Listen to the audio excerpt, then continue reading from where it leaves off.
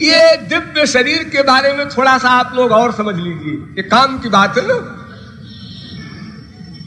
देखिए कितने प्रकार के शरीर होते हैं, आपको अभी हम बताते हैं 2 मिनट में। बहुत ध्यान देकर समझिएगा, डिटेल करने का टाइम नहीं। 2 प्रकार का शरीर होता है, शरीरम द्विविधम योनिजम अयोनिजंच। वैशेषिक दर्शन,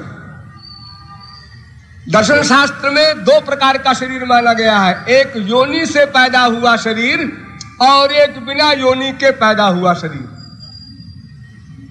अब देखिए 2 शरीर तो है योनि से पैदा हुई, एक तो कॉमन जैसे आप लोगों के बच्चे होते हैं, घोर संसारी कामी से उत्पन्न बच्चे, एक तो ये हुए योनिज।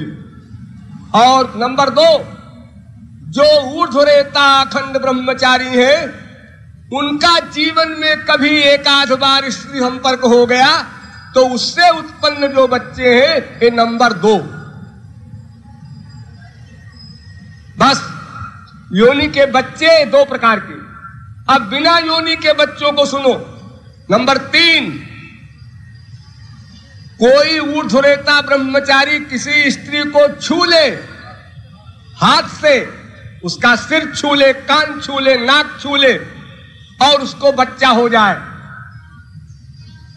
ये उससे भी ऊंचा है, नंबर 3। नंबर 4, इससे भी ऊंचा, किसी स्त्री को वो ऊर्ध्वरेता ब्रह्मचारी देख ले और उससे बच्चा पैदा हो जाए, ये उससे भी ऊंचा।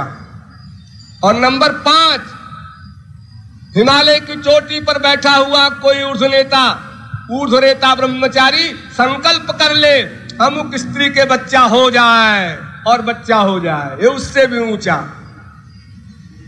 और इन सब से ऊंचा देवताओं का शरीर होता है, वो तेजस शरीर होता है, सूक्ष्म शरीर, उसमें खुशबू होती है। अगर कोई देवता यहां खड़ा हो जाए आकर, आप लोगों को हवा से खुशबू मिले, आप सब लोग यही बेहोश हो जाए, इतना सुख है उनके शरीर की खुशबू में। और उससे ऊंचा एक और होता है योगियों का शरीर, वो निर्वाण शरीर होता है, इस शरीर को चेंज कर लेते हैं योगी लोग।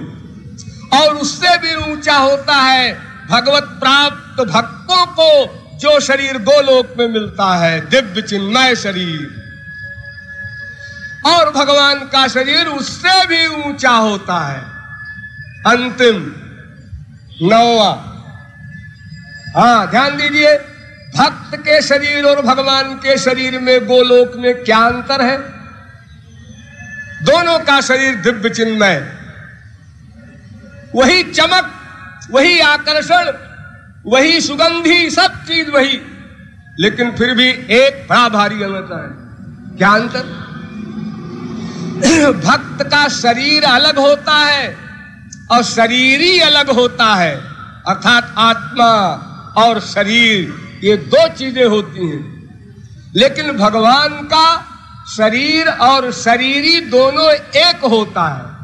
पद्म पुराण में लिखा है, देह देहि भिदा चैव नेश्वरे विद्यते क्वचित। ये देह देही का भेद भगवान के शरीर में नहीं होता। मैंने कल बताया था ना कि भगवान की आंख से ही सारा काम होता है, देखना, सुनना, सूंघना, सोचना, कान से ही सारा काम हो जाता है, एक इंद्रिय से ही हो जाता है। तो इस प्रकार भगवान का देह दिव्य है।